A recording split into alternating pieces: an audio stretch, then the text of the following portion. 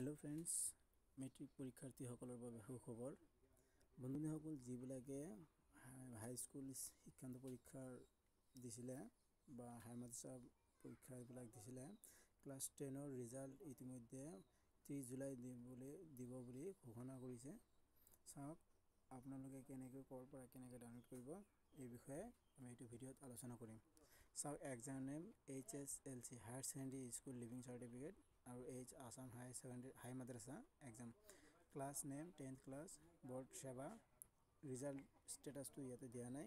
Result date तो announce करिसे result date तो हल 30 जुलाई 2021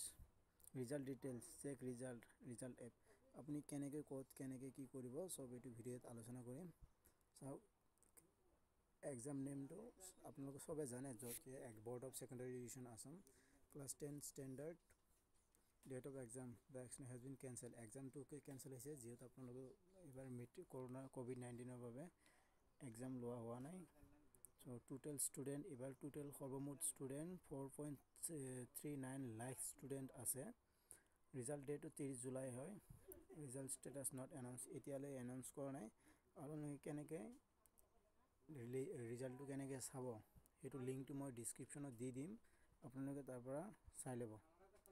तो बंधुসকল আপোনালোকে লিংকটোত ক্লিক কৰি নিজৰ ৰিজাল্টটো চাই লব।